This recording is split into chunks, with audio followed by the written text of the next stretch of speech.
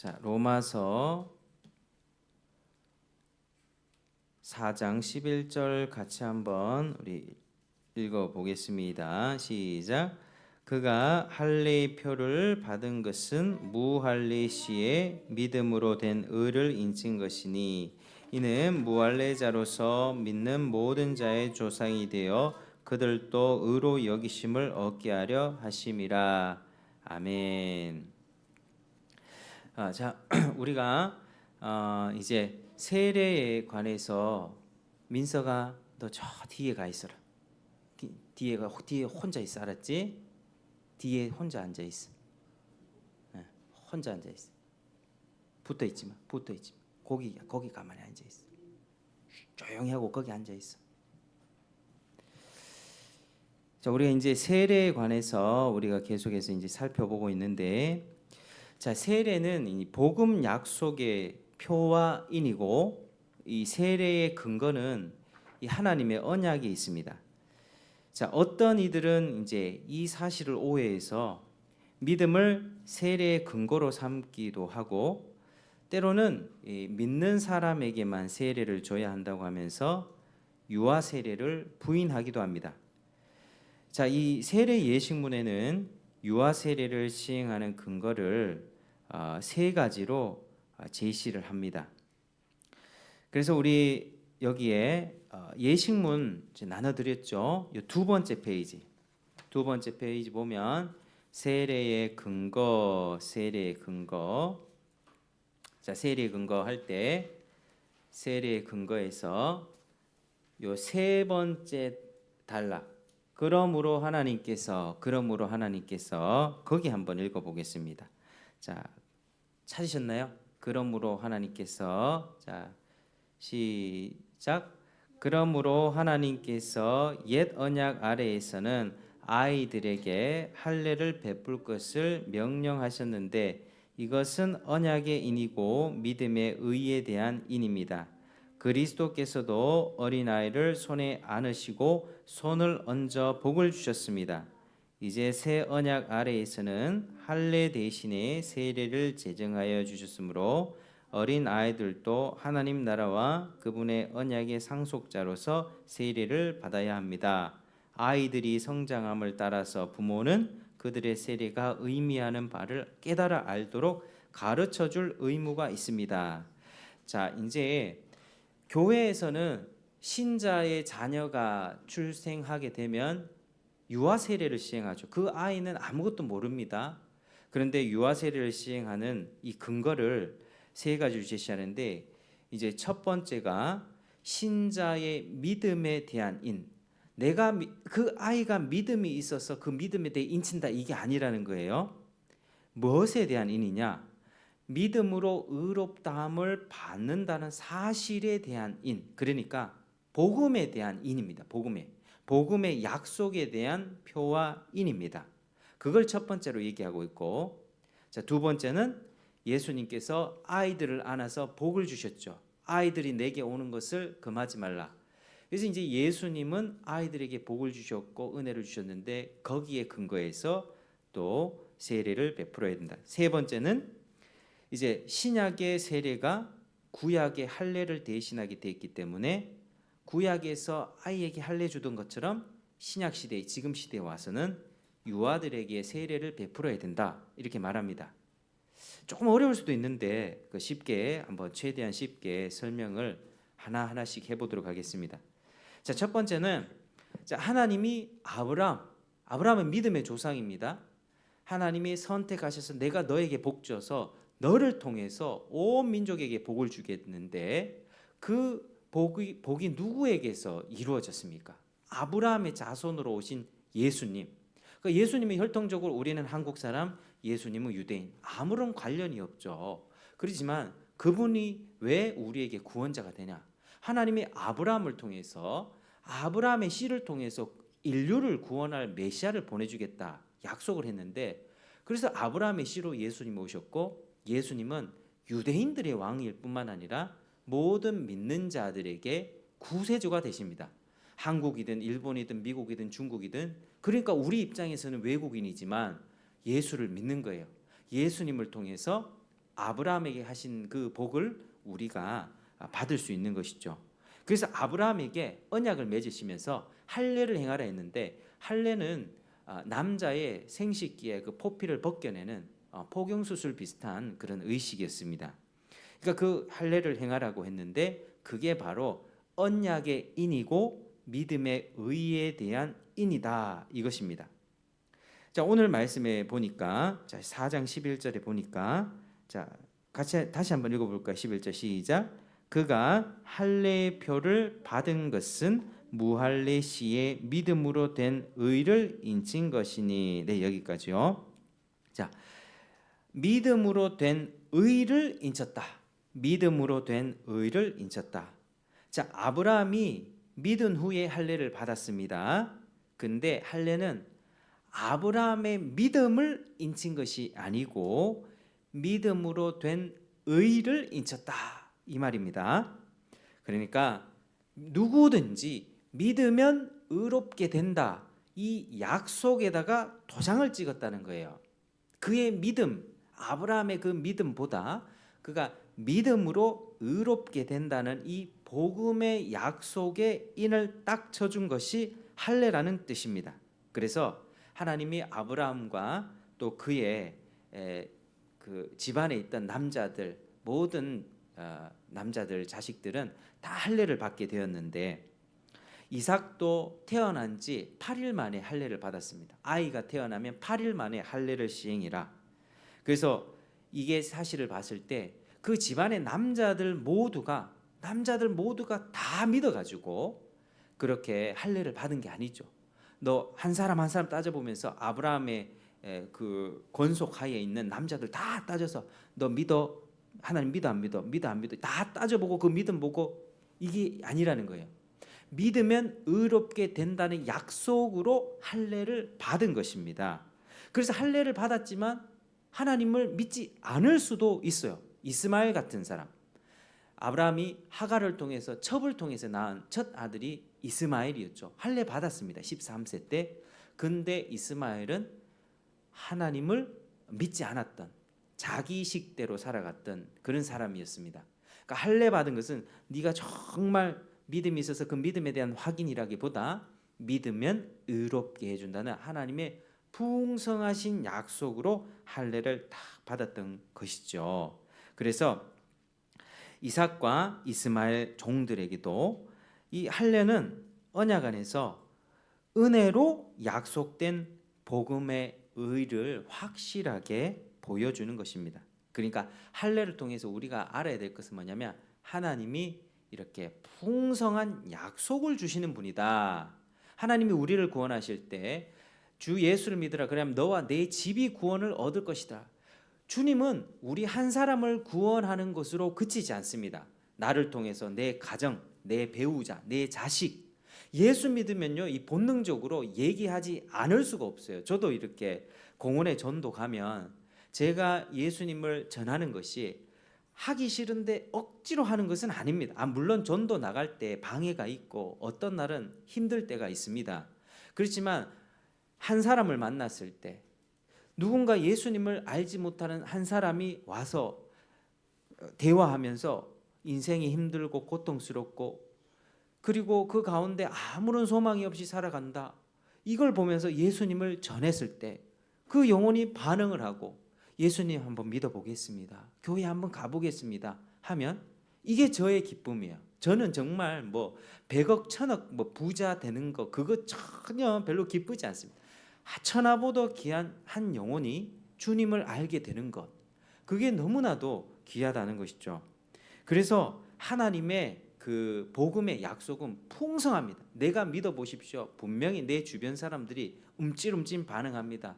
너 이상해졌다, 이런 반응이 있을 수 있고요. 또 내가 예수님을 얘기하면 갑자기 왜 이러냐, 멀쩡하던 사람이 왜 이러냐, 눈에 안 보이는 신은 어떻게 믿냐, 그 예수라고 하는 사람이 외국인 아니냐, 어떻게 그 사람을 믿냐, 이런 공격들이 들어올 수도 있고, 어떤 사람에게는 예수님 믿으니까 정말 인생이 어떻게 그렇게 바뀌냐, 나도 한번 교회 가보고 싶다, 긍정적으로 반응을 하는 사람이 있습니다. 그러니까 내가 예수 믿었다고 다 좋아하는 건 아니에요. 나를 공격하고 싫어하는 무리들이 있고, 그러나 그 중에 하나님이 나를 통해서 같이 딸려서 구원을 이렇게 베풀 그 사람들도 있다는 것이죠. 그래서 하나님께서는 복음의 약속을 풍성하게 주시고 아브라함에게도 알려주실 때 너의 집안 모든 사람에게 믿으면 구원을 베풀어 줄 것이다 하는 풍성한 약속을 할례라고 하는 의식으로 도장을 딱 찍어 주셨던 것입니다. 그래서 우리가 이 사실을 확인하면서 우리 편에서 필요한 게 뭘까요? 하나님의 풍성한 약속을 딱 주셨어요. 하나님은 모든 하나님 나라도 준비해놨고 지금 죄를 회개하고 예수 믿는 사람에게 모든 은혜를 주겠다고 하나님 편에서는 다 선물을 세팅을 해놨습니다. 그럼 우리 입장에 받는 입장에는 뭐가 필요할까요? 믿음이 필요하죠. 주님이 약속하셨으니까 내가 믿어야 합니다. 주님이 아무리 풍성한 걸 준비해놨다 해도 내가 반응하지 않으면 그게 복을 받을 수가 없는 것이죠. 하나님의 은혜의 약속. 그래서 세례 받을 때는 어떻게 받습니까? 성부와 성자와 성령의 이름으로 세례를 베푸노라 하는데 삼위 하나님의 약속이 선언이 되는데 그 사실을 믿지 않는다면 신성 모독의 죄를 범하는 것이고 자기 영혼을 파멸에 떨어뜨리는 것이 됩니다. 삼위 하나님의 풍성한 약속을 내가 믿을 때에만 그 복을 받는 것이죠. 믿지 않으면 그거는 어쩔 수 없이 자기 영혼이 파멸되는 길입니다. 그리고 또 생각해야 되는 것이 있는데, 자, 믿음을 생각해 봅시다. 여러분, 우리가 살면서 저도 한 25살 정도의 믿음이 조금씩 생겨났던 것 같습니다. 어렸을 적에 모태신앙을 자라왔지만 믿음이 잘 안 생기는 거예요. 어렸을 적부터 엄마가 교회 가라 해서 주일학교 다니고 중고등학교 때 교회 예배 참석하고 그리고 헌금도 내고 어렸을 때부터 다녔지만 그냥 내 의지로 다니는 게 아니라 어쩔 수 없이 부모가 가라 하니까 가던 신앙에서 스스로 생각해 보게, 내가 계속 교회를 다녀야 되나 말아야 되나 이런 고민을 10년 동안 했습니다.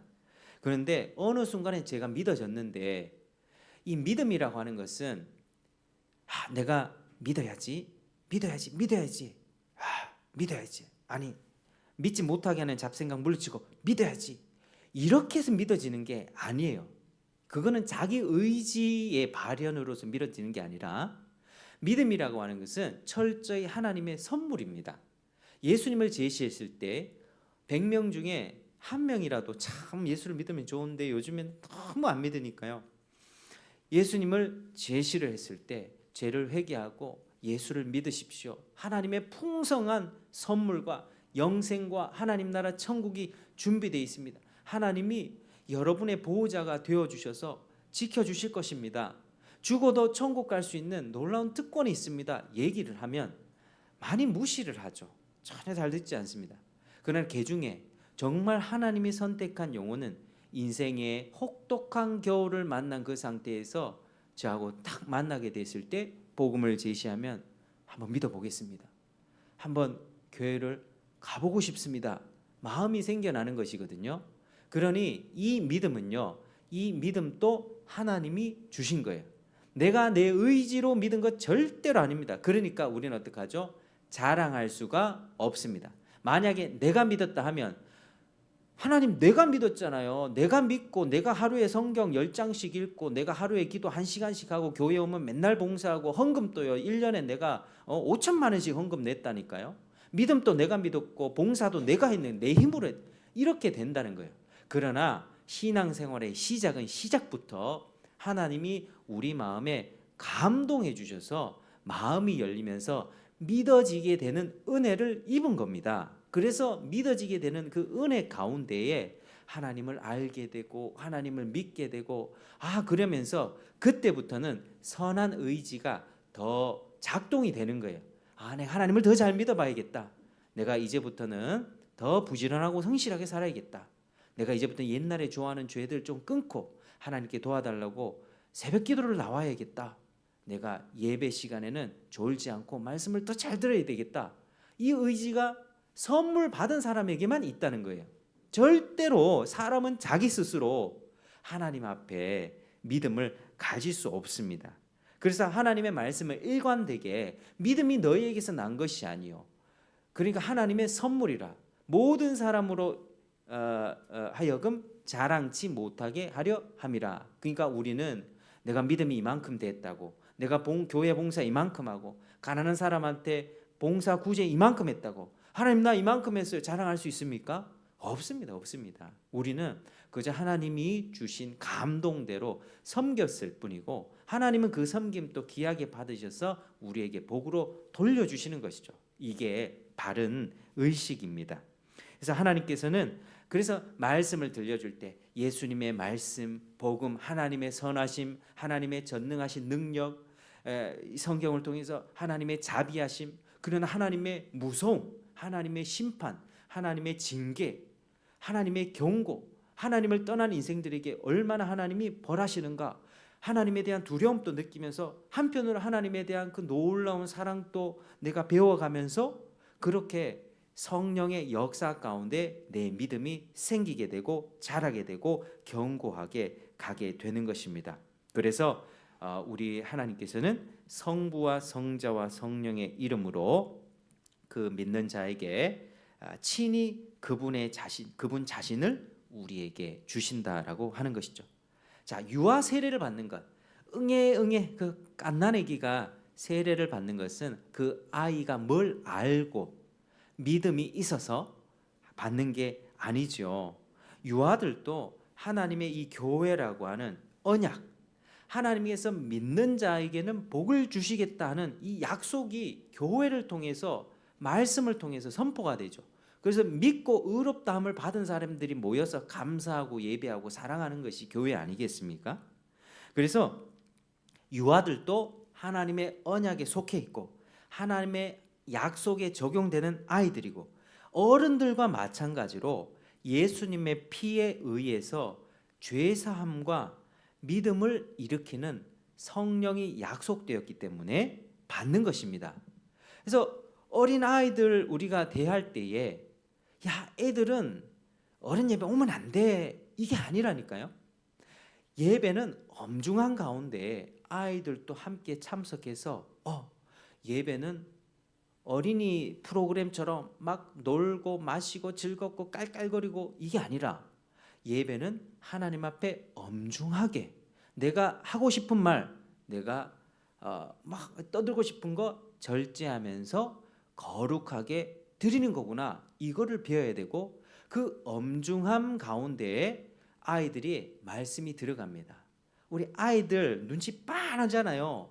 이 아이들, 할머니 정말 오냐오냐 하는 할머니 밑에서 큰 아이들 어떻습니까? 나중에 버릇이 나빠지죠. 그러면은 이제 자기 엄마가 와가 엄마 왜 얘를 이렇게 버릇없이 만들어놨냐고 자기가 맡겨놓고 막 그래 따지지 않습니까?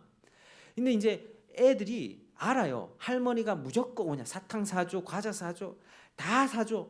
다 사주면요, 이 풍성한 그 할머니의 사랑을 무시합니다. 할머니를 쉽게 여긴다고요. 잘해주면 사람이 그렇습니다. 사람 심성이 그렇습니다. 그러나 평소에 되게 엄해요.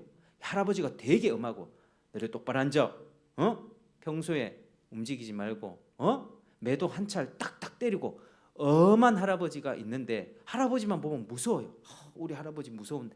그런데 이 할아버지 엄한 할아버지인 줄 알았대. 지나가다가 우리 아이가, 손자아이가 길거리에서 누군가 힘센 형아한테 이렇게 맞고 있어요. 어디서 학교에서 친구들한테 괴롭힘 당하고 있어요. 근데 할아버지가 딱 나타났더니 너 이놈, 어디 우리 손자 괴롭혀, 이리 와 하면서 그 형을 딱 꿀밤 먹이면 이 아이가 할아버지한테 어떤 마음을 가지게 될까요? 우리 할아버지 너무 좋아, 우리 할아버지 너무. 그러니까 하나님을 대할 때도 마찬가지야. 하나님이 무섭고 거룩한 분임을 알고 하나님의 사랑을 접하는 사람하고, 하나님 거룩하고 이런 거 모르고 하나님 무조건 좋지, 무조건 사랑하지, 하나님 내가 해달라는 거 다 해주지, 하나님의 사랑이라고 하는 편파적으로 사랑만 아는 사람하고는 하나님을 대하는 태도가 달라집니다. 그래서 이 아이들도 그 하나님을 배워야 되고 들어야 되고, 하나님은 거룩하시고 경외해야 되고 내가 하나님 앞에서 엎드려 절해야 되는구나. 부모를 존경하는 것을 배우는 것처럼 하나님을 경외하는 것을 배워야 되는 것이죠. 그래서 이 아이들에게 세례를 주는 것입니다. 유아 세례를 부인하려고 하는, 저도 그런 교단에 자랐습니다. 장로교가 아니라 예전에는 침례교. 왜 아이들은 믿음이 없는데 세례를 베풀지 도저히 이해가 안 되었거든요. 대체로 신자의 믿음을 강조해서 그렇죠. 그 아이가 최소한 초등학교 5학년, 6학년 이상이 됐을 때 자기 스스로 믿음을 고백해야 그렇게 그 믿음으로 세례를 받는 것 아니냐, 이렇게 얘기를 합니다. 물론 어른들의 경우에 그렇게 세례를 받죠. 내가 믿음이 있고 믿음의 열매들이 확인된 다음에 정말 내가 예수를 믿고 죄를 버리고 옛사람을 버리고 이제 새로운 인생을 교회를 통해서 주님의 원하시는 그 삶을 살겠습니다 하는 사람은, 어른들은 세례를 받아요. 그러니까 성부와 성자, 성령 이름의 세례를 받습니다. 그런데 세례에 있어서 믿음도 중요하지만 뭐가 중요하다고요? 하나님의 약속. 믿는 자는 의롭다 해준다는 하나님의 약속 때문에 그 세례를 준다는 것입니다. 그 사람의 믿음만을 세례의 근거로 제시하면 하나님의 그 무한한 사랑이 너무 축소되는 것입니다. 하나님의 은혜를 너무 작게 보는 거예요. 하나님의 은혜는 풍성해요. 그래서 이 아이들에게도 세례를 베푸는 것이죠. 그래서 유아 세례와 성인 세례는 공통점도 있고 차이점도 있습니다. 모두 다 하나님의 언약에 근거한다는 점에서 동일하지만, 어른들 같은 경우는 어른들은 신앙을 고백한 후에 세례 받고, 유아들은 그렇지 않고 아직 모르지만 세례를 받는다. 이런 차이점들이 있습니다. 그래서 이 첫 번째로 우리가 살펴보았다는 것은 세례는 믿음의 표가 아니라는 거예요. 믿으면 의롭게 된다는 약속의 표다. 이걸 기억하셔야만 합니다.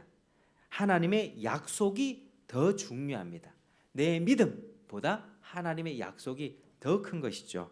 자, 두 번째 세례의 근거, 두 번째 뭐냐면 예수님이 아이들에게 복을 주셨습니다. 그 내용을 우리가 살펴보겠습니다. 사람들은 대체로 실용적으로 생각하면서 예배와 말씀을 배우는 일에 어린아이가, 여기도 어린아이들이 있죠. 어린아이가 장애가 된다고 판단을 하고, 예수님의 제자들도 그렇게 생각했습니다. 어린아이들이 오는 것을 금지했습니다. 얘들아, 어린아이들 예수님께 데리고 오지 마. 얘들은 방해가 돼. 그 당시는 율법을 내가 문자적으로 지킬 수 있는가, 이게 굉장히 중요했습니다. 근데 아이들은 율법을 문자적으로 지킬 수 있습니까? 애들은 뭐 이렇게 호호깔깔 떠들어대고 뭐 가다 돌 던지고 놀고 그렇게 하잖아요. 그러니까 애들은 율법에 대한 이해도 별로 없고 그걸 지킬 수 없기 때문에 아이들을 하찮게 여겼습니다. 방해가 된다 생각했죠. 하나님 말씀 배우는데. 예수님은 율법 선생님이었으니까. 근데 주님은 달랐습니다. 이렇게 주님께, 아이들이 주님께 오는 것을 그 많은 제자들에게 어떻게 버럭 화를 내셨습니다. 굉장히 분노하면서 제자들을 꾸짖었습니다. 그것은 단순히 감정적인 어떤 책망이 아니라 제자들이 아이들에 대해서 근본적으로 잘못 생각하고 있었기 때문에 화를 낸 것이죠. 부모들은 주님께 아이들을 데려오면서 복을 주십시오라고 만져주기를 바랬습니다. 근데 예수님은 만져주시는 것을 넘어서서 그들을 끌어안으시고 손을 얹어서 복을 주셨습니다. 주님은 천국이 이 어린 아이들과 같은 자만 들어갈 수 있다. 이 말이 무엇이냐면, 여러분 어린아이들이 뭐 아이들 귀엽잖아요. 뭐 이렇게. 근데 그게 아이들이 죄가 없다는 말이 아닙니다. 무슨 뜻이냐면 의존성이라는 거예요. 의존성.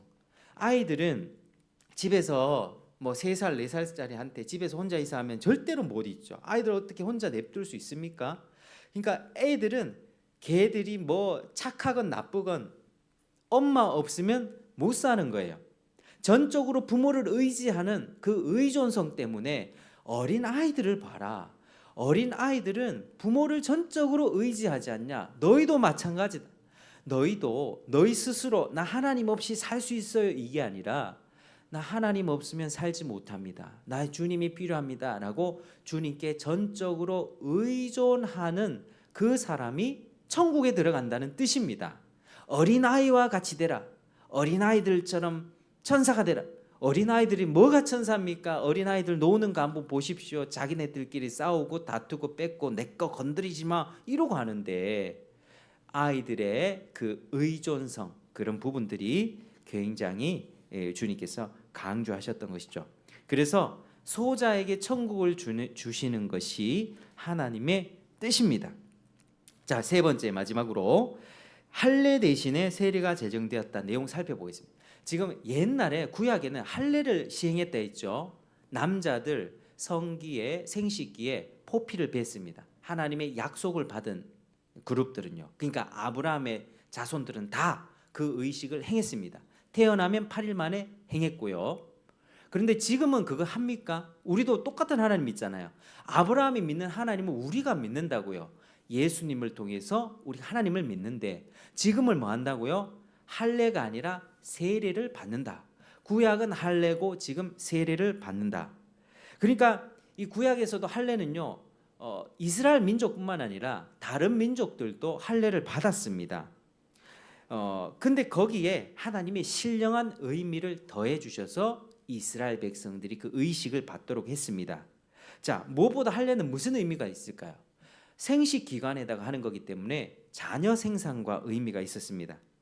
고대 근동에서 할례는 일종의 성인식이었습니다. 약간 이 맥락인데 성인이 되면 남자가 혼인할 나이가 되면 할례를 시행했습니다. 이건 다른 민족들도 그랬습니다. 그런데 창세기 17장에서 아브라함에게 할례를 딱 명했을 때는 두 가지 면에서 달랐어요. 첫 번째는 99세 된 할아버지, 생식 능력이 없는 아브라함에게 할례 받으라고 하면서 이름까지 아브라함으로 바꿔주셨고, 또 생후 8일 된 아이에게 행한 것도 그러합니다. 할아버지, 생식 능력이 하나도 없는 99세 할아버지에게 할례를 행한 것, 태어난 지 8일 만 되는 이 아이가 뭘 자녀를 생산할 수 있겠습니까? 아무런 그런 능력이 없는 아이한테 할례를 행했다. 그러니까 당시에 다른 사람들이 할례를 행하던 거하고 하나님이 주신 의미는 다르죠. 그래서 언약의 자녀를 낳는 능력이 사람에게 있지 않고 하나님의 능력에 있다는 것을 고백하도록 하기 위해서 그렇게 했던 것입니다. 자녀를 주시는 것, 나로부터 믿음의 자녀를 주는 것은 내 능력 밖의 일입니다. 제가 결혼해서 자식을 낳아서 그 자식에게 말씀을 가르치고 하지만 아무리 노력해도 내가 이 자녀를 거듭나게 하고 진짜 믿음을 가지게 할 수 있습니까? 내가 정말 사랑하는 사람 옆에 결혼해가지고 그 사람 신자로 만들어낼 수 있습니까? 그거는 우리 능력 밖이에요. 우리 자식도 마찬가지입니다. 자식도 태어나도요, 내가 내 힘으로 되는 게 하나도 없고요. 이 아이들이 하나님 앞에 진실하게 자라기를 바라면서 교회 예배당에 앉혀놓고 하나님 말씀 경건하게 들어야 돼. 너희들 잘 들어야 돼. 하나님 말씀 집에서도 가르치고, 부모도 부족하죠. 부모도 죄 짓고 잘못할 때 많이 있지만 하나님 말씀을 그렇게 가르치면서 네가 스스로 믿음을 가져야만 한다. 너도 죄를 회개하고 예수를 믿어야 지옥 형벌에서 구원받고 하나님 나라 갈 수 있다. 이거를 가르치는 것입니다. 우리 능력 밖이 겸손하게 자녀를 주님께 맡겨 드리는 것이죠. 그래서 아브라함은 자녀를 낳는 일에, 언약의 자녀를 낳는 일에 무능한 사람이었지만 할례 언약을 딱 받고 1년 후에 자식을 낳습니다. 이삭 자식을 낳습니다. 이삭 토스트 많이 들어보셨죠? 아브라함의 아들 이삭. 그래서 그 이삭을 낳게 된 것입니다. 할례는 생명이 사람에게서 나오지 않고 전능한 하나님께로부터 나온다는 것을 분명히 가르쳐주는 언약의 표였습니다. 자, 또 다른 할례의 의미는 잘라냄과 거룩입니다. 포피를 잘라냈잖아요. 아이들 포경 수술하면 잘라내잖아요.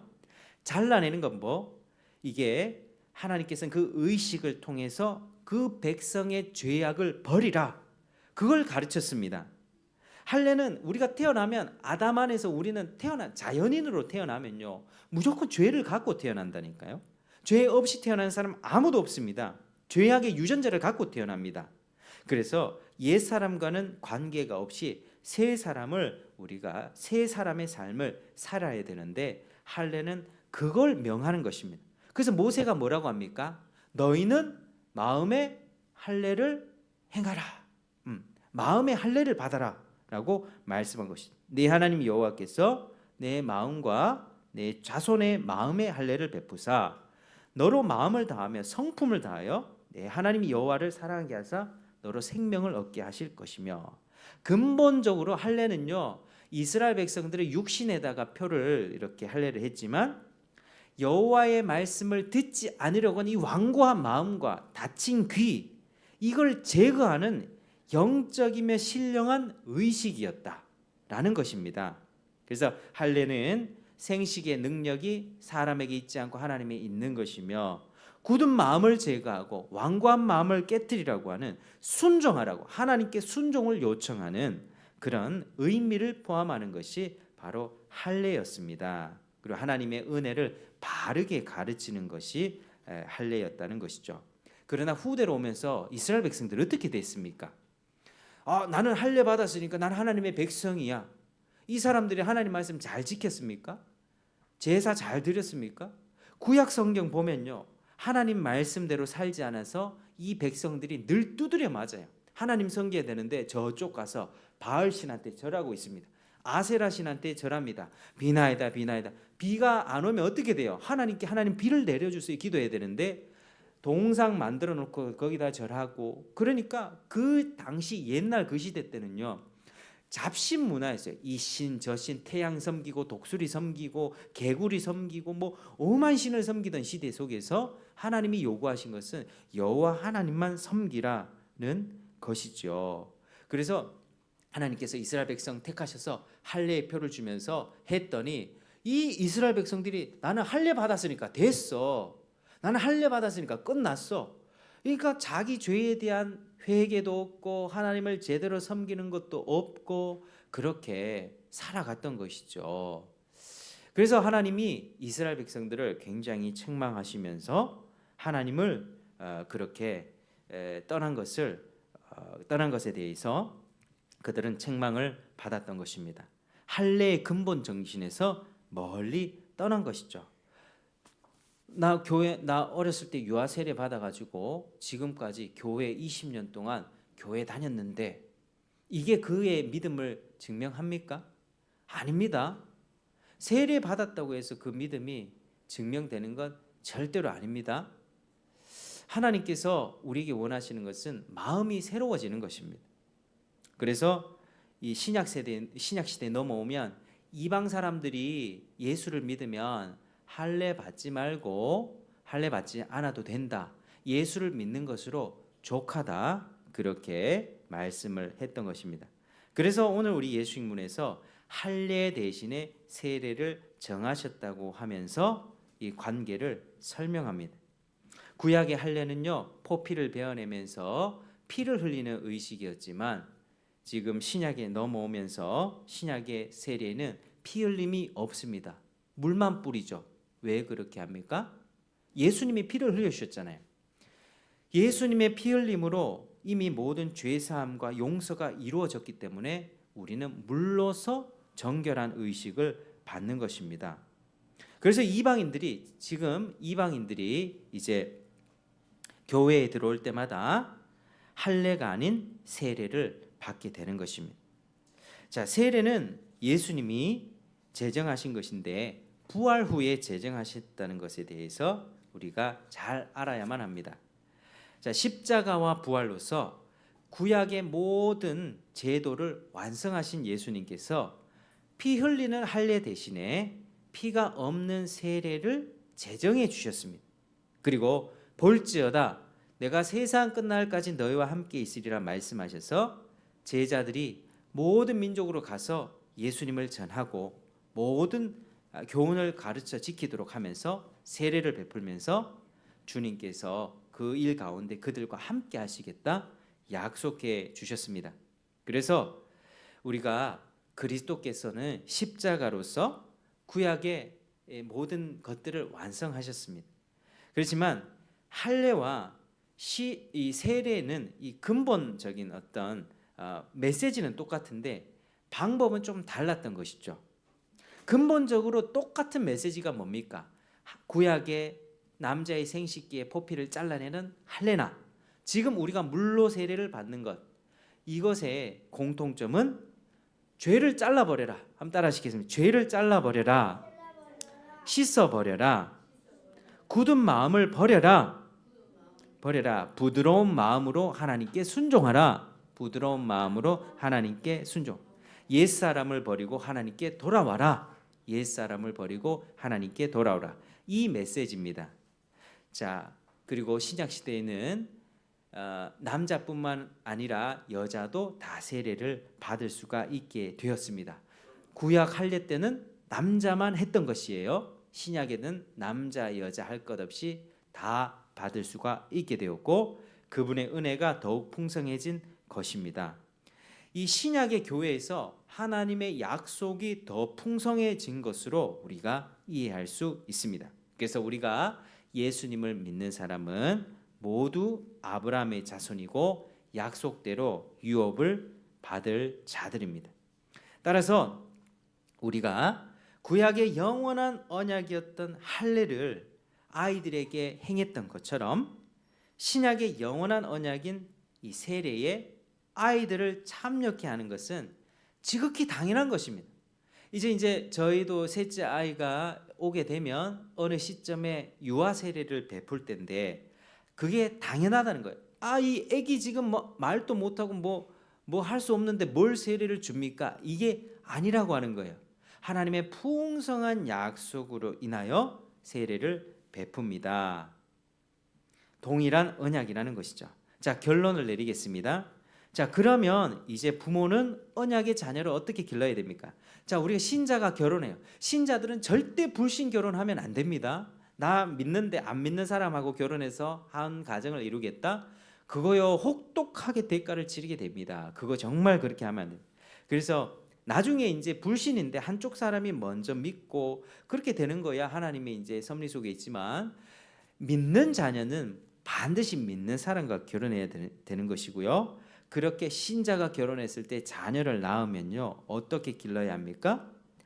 이 낳은 자녀는 언약의 자녀다. 내 자녀가 아니다. 하나님의 선한 뜻으로 주신 것이라는 사실을 붙잡고 아이들이 성장함에 따라서 어떻게 해야 되죠? 유아 세례를 받았으니까 네가 교회의 주일 예배와 성경 공부 다양한 일들을 통해서 가르쳐야 되죠. 세례를 받는 것이 너 죄를 잘라버리라는 거야. 죄를 씻어버리고 네 마음속에 있는 태어날 때부터 가진 죄, 굳은 죄를 마음을 버리고 부드러운 마음으로 하나님께 순종해야 되는 거야. 옛사람을 버리고 하나님께 붙어 있어야 돼. 그렇지 않으면 지옥 형벌 받을 수밖에 없어라고 하는 걸 어릴 때부터 가르쳐야만 합니다. 그래야지 아이들이 그냥 교회 와서 놀러만 다니고 재밌는 거 먹고 교회 와서 영화만 보여주고 사탕만 먹고 간다 보면 아이들이 언제 복음을 듣습니까? 복음을 듣고 스스로 진지하게 고민하게 하고 학교 공부도 중요하지만 말씀을 통해서 자기 영혼에 대한 근심을 하도록 하는 것이죠. 그러면 예전에요 17세기 18세기 때 있죠. 옛날에는요 6살짜리 7살짜리 아이가 예수님을 믿고 변화되는 그런 아주 놀라운 은혜들이 참 많았습니다. 요즘에는 별로 흔하게 잘 볼 수가 없었는데요. 그래서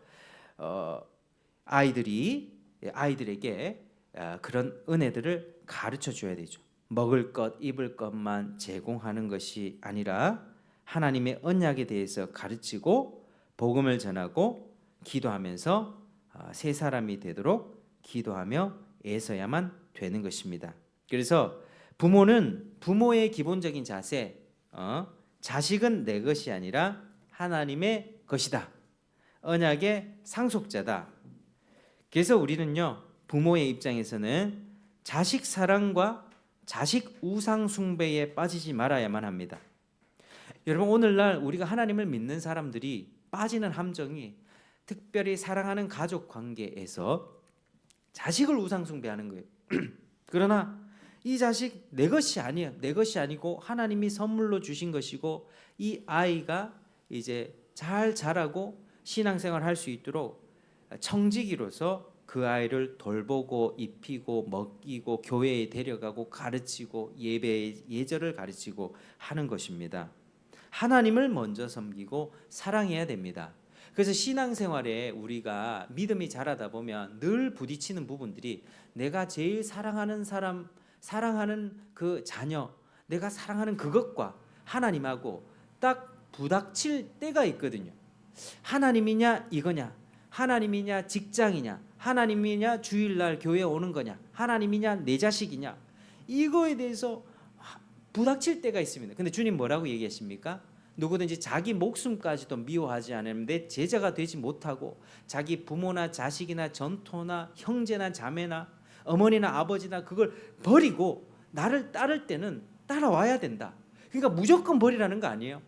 그럴 때 두 가지가 딱 부딪힐 때, 평소 때는 부모를 공경해야 됩니다. 부양해야 되고요. 섬기고 남들보다 더 자주 찾아뵙고 전화드리고 내가 가진 용돈을 가지고 잘 섬겨드려야 됩니다. 자식도 잘 보살펴야 되죠. 그러나 하나님이 명하셨을 때 아브라함이 어땠습니까? 네 사랑하는 독자 이삭 바쳐라. 아니 자기 자식을 피 흘리는 그 제물로 바치래요. 그런데 아브라함이 어쨌습니까? 하나님이 이 자식 잡으면 도로 살려주실 거야 하는 그 마음으로 바쳤다는 거예요. 그러니까 하나님 앞에 우리가 살아간다는 것은 하나님께 모든 걸 인정하면서 사는 것인데 때로는 이런 시험이 왔을 때 마음이 괴로울 수 있거든요. 그러나 그때조차도 하나님을 선택하는 여러분 되시길 축복합니다. 하나님이 살려주실 거예요. 하나님이 더 큰 복으로 돌려주실 것입니다. 하나님이 그거 요구하신 거 왜 요구하십니까? 왜?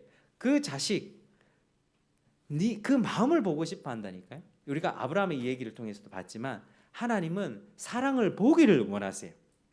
과연 우리 마음이 하나님을 정말 사랑하는가? 하나님을 정말 경외하는가? 보기를 원하시고 공적으로 그 믿음을 딱 보면 어떻게 해요? 그 믿음을 고백한 자에게 하나님의 복을 진짜 100배 1000배나 하나님이 주길 원하신다. 아브라함이 그 복을 받아서 예수님이 탄생하게 됐고 예수님이 죄와 사망과 사탄의 세력을 깨부시고 우리가 구원을 얻게 된 것입니다.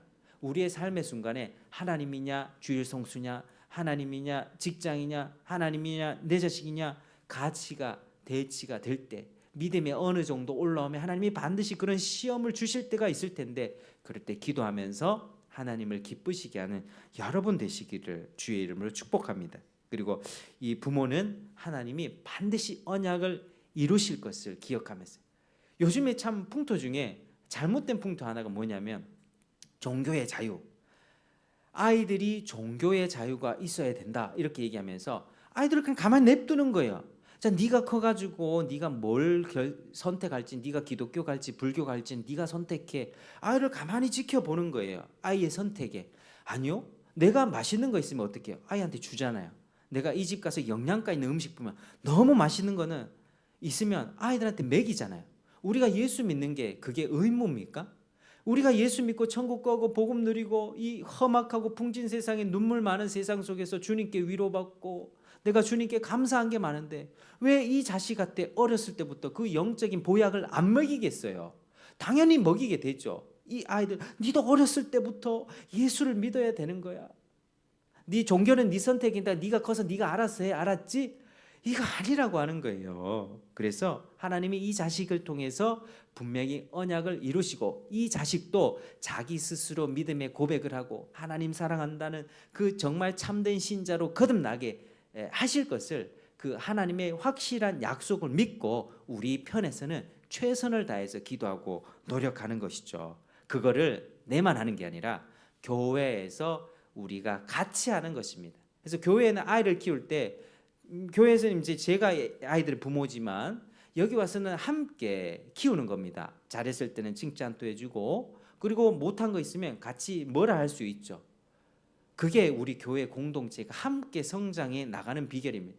누군가가 내 자식 뭐라 했다고 막 삐죽해가지고 나 이 교회 안 나올 거야 이러면 안 돼요. 이러면 마음을 넓히셔야죠. 내가 내 자식 키우는 거 얼마나 힘들어요. 같이 키워준다는데, 그리고 바른 가치로. 잘못된 거 있으면 좋게 얘기해줘서 바꿔주려고 하는데 왜 그걸 기분 나쁘게 생각을 합니까? 마음이 좁은 거죠.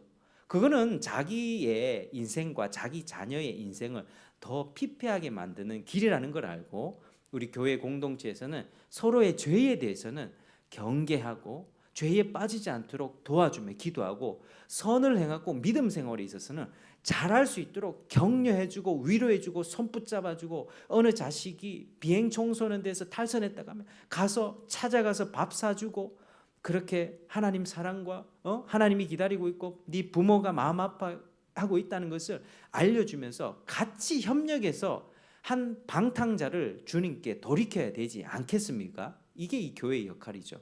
그래서 우리 이제 뭐 교회 이제 개척교회이고 하지만 정말 하나님께 계속 기도하는 것이 우리가 함께 또 저 또래처럼 아이를 키우고 고생하고 육아 때문에 정말 힘든 세상인데 함께 우리가 세워갈 수 있는 그런 가정들도 주님 허락해 주십시오 이렇게 기도를 하고 있습니다. 그래서 하나님께서는 이 교회라고 하는 공동체가요 영원해요. 세상의 모든 것은 변하고 없어집니다. 분명히 보십시오. 세상 말세가 되면 세상은 이 첫 세상 다 없어지고 불타집니다. 근데 영원한 건 뭐라고요? 믿음, 예수 그리스도, 예수님을 믿는 이 공동체는 우리는 언제까지 간다고요? 영원히 갑니다. 천국에서 이제 우리는 어떻게 되는지 아십니까? 천국에서는 저하고 여러분 이제 그때 목사, 성도 이런 거 없고요. 장모님, 사위 이런 거 없고요. 자식, 부모, 자식 없어집니다. 그러면은 어떻게 됩니까? 한 분 하나님 아버지 밑에 우리는 그의 백성으로 다 통일이 돼요. 전부 다 통일이 되고 이제는 동일한 성도가 되어서 지상에서의 기억을 갖고 갈 거야. 아, 천국에서 우리 이찬이를 만나면 박이찬 성도님, 우리 지상에서 내가 이찬 성도님의 아버지로서 내가 역할을 했었죠. 잘 못했던 거 미안합니다. 그러면 이렇게 얘기할 겁니다. 제가 지상에 있을 때 제가 박혁 성도님의 아들로 지냈었죠. 말 안 듣고 했던 거 죄송합니다. 이러면서 서로 사랑하고 서로 위로하는 그때가 천국이 된다는 거예요. 그게 얼마나 좋습니까? 우리 관계는 영원한 관계, 영원한 관계. 하나님이 약속 주시면 그러니까 자녀들, 어린아이들, 너네들도 예수를 스스로 믿어야 되는 거야. 알겠니? 스스로 믿음을 고백하기까지 고민하고 하나님 말씀 앞에 근심해야 되는 거예요. 근심. 성령의 근심. 뭐 먹고 살까? 뭐 입고 살지? 나 직장 어디 가지? 이런 근심은 좀 하나님께 맡기세요. 하나님이 참새들도 돌보시는데 우리 돌보지 않겠습니까? 우리 영혼은 하나님께 이제 속겠습니다. 우리는 이미 건너올 수 없는 강을 건넜어요. 우리는 이미 복을 받은 거예요. 하나님이 우리에게 모든 은혜를 베풀어 주시고 보호자 되어 주셔서 힘들고 어려운 날에 우리의 손을 붙잡아 주시고 위로해 주시고 때로는 우리가 잘못된 길 갈 때 네 잘못된 가니까 한번 가봐라. 너 이제 내 자식 하지 마. 이게 아니라니까. 너 잘못된 길 가면 기다리고 있다가 잘못된 길 가면 회초리 한 대 딱 때리고 계속 엇나가면 어떻게 해요? 팔을 하나 부러뜨리세요. 다리를 하나 부러뜨려 가지고 병원에서 하나님 잘못했습니다. 이렇게 하나님께 이끄시는 게 하나님의 사랑입니다. 하나님이 자기 팔로 자녀들을 모으세요. 닭이 자기의 새끼들을 날개로 품으시듯이. 그게 하나님 얼마나 감사해요. 여러분 하나님을 정말 더 사랑하길 축복합니다. 하나님을 더 신뢰하고 그리고 언약의 자손들을 우리가 함께 잘 키워나가면서 우리의 대가 여기에서 끊어지지 않도록 지금 굉장히 어려운 시대 자녀도 낳지 않고 출산이 없어지는 이 시대에 자녀를 낳았으면 이제 믿음으로 함께 키워져서 그 자녀가 앞으로 어두운 시대에 주님의 빛이 되도록 영광스러운 인생이 되어서 주님께 영광 돌릴 수 있도록 우리가 함께 힘쓰면 하나님이 매우 기뻐하시고 하나님이 영광 받으실 것입니다. 그래서 우리가 함께 풍성하게 가꾸는 우리 모두가 되기를 주의 이름으로 축복합니다. 기도하겠습니다. 아버지 하나님 참으로 감사합니다. 오늘도 세례와 믿음의 그 관계 통해서 말씀을 배웠습니다. 구약에는 할례를 주셨지만 신약에는 더 풍성하게 세례를 주셨고 또 세례를 통하여서 언약을 영원토록 이어가게 하신다는 사실을 우리가 배웠습니다. 하나님의 약속이 얼마나 풍성한지요, 하나님의 자비가 얼마나 큰지요. 하나님 우리는 너무나 부족하고 연약하지만 우리 가운데 하나님의 약속이 있사오니 내가 조금 부족해도 몸이 좀 아프고 병들어도 괴로운 일이 있다 할지라도 당장에 없애주시지 않는다 할지라도 주님을 신뢰하면서 결국에는 천국에 들어가서 영원한 기쁨과 안식을 누릴 걸 소망하면서 주님 더 잘 믿을 수 있도록 은혜 베풀어 주시고 우리 믿음을 더욱더 굳건하고 견고하게 세워 주시옵소서. 감사하며 예수님 이름으로 기도드립니다. 아멘.